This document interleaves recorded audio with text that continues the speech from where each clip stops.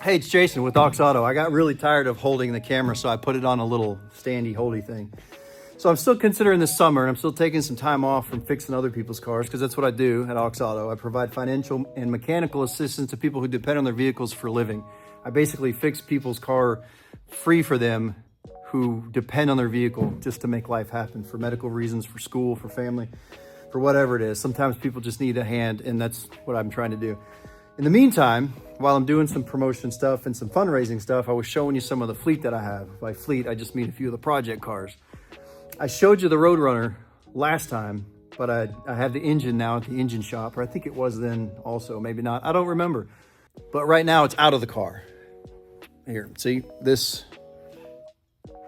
There's no engine there.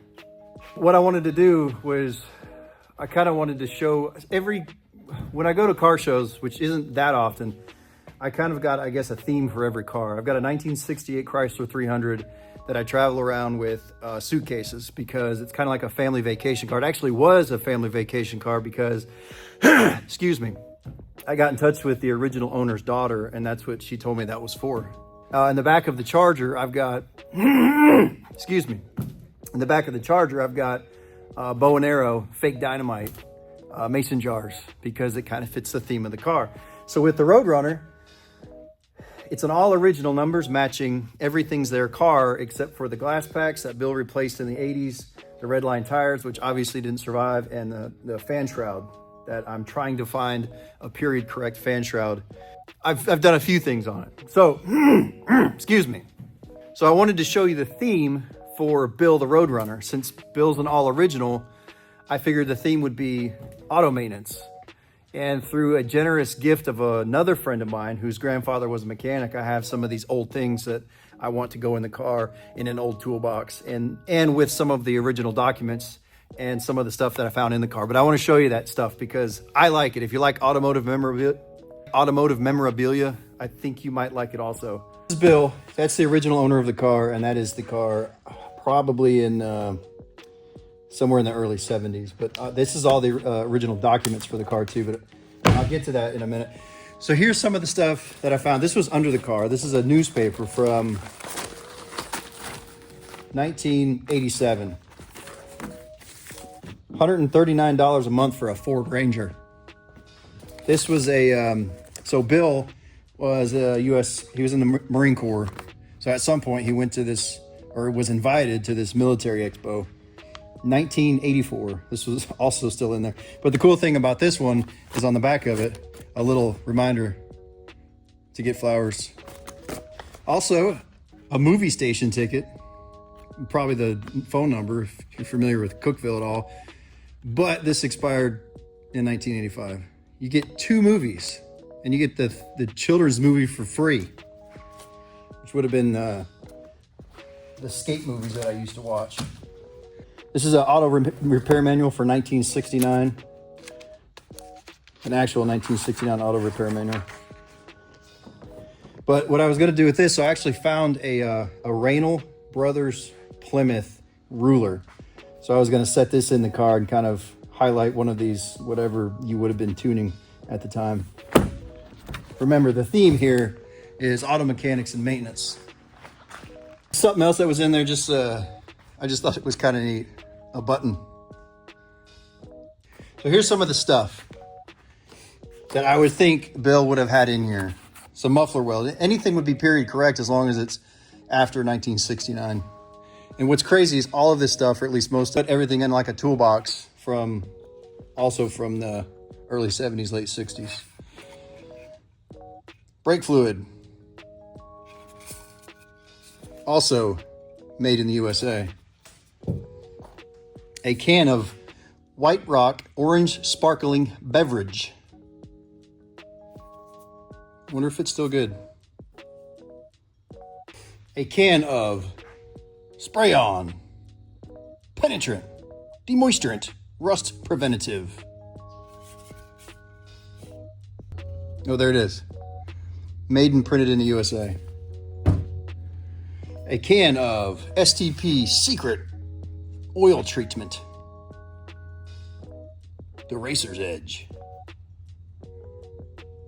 Also made in the USA.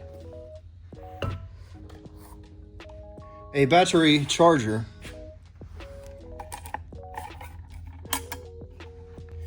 And this actually did come in the car as a Chrysler Corporation tire inflator.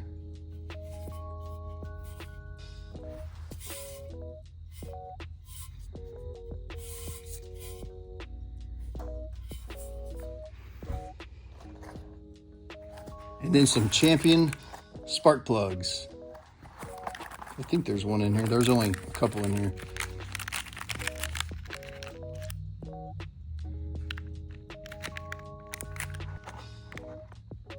Made in the USA. Then I'll go through here real quick. Like I said, that's Bill. That was when the car was new. I got a couple patches too. There's some in the other. I've got copies of all these. These are the originals and the copies. I got a couple of these Plymouth patches. The original estimate or the appraisal is good for 5 days. $3,100 car. Bill of sale. Work order.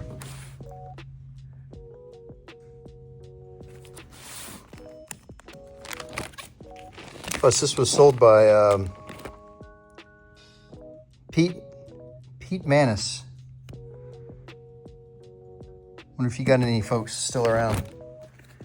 Yeah, this was Raynal Brothers Plymouth up in Detroit. Work order, the window sticker, some of the options.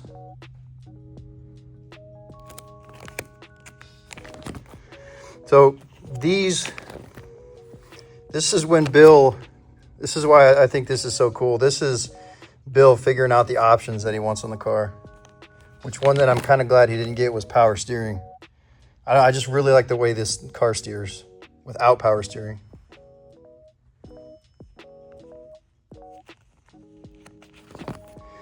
Then the actual receipt, pretty official. September 21st, 69.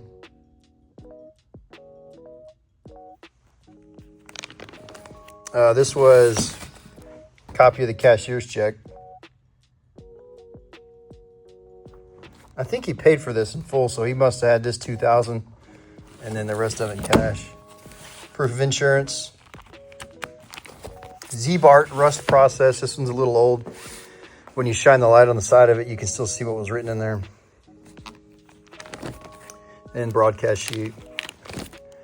Original warranty book, and this is kind of neat too. It's the if I lose the key, maybe I can get another one, and then the owner's manual. I do have a copy of the original title, but it's in the other book, in the copy book. I got a little ways to go before the engine gets done.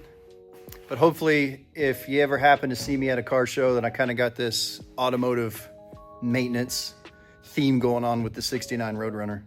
Some of it is associated with the original owner, Bill, and some of it is compiled of a bunch of other old stuff that I got from various friends. And perhaps the collection wouldn't be complete without a 6-pack of Billy beer.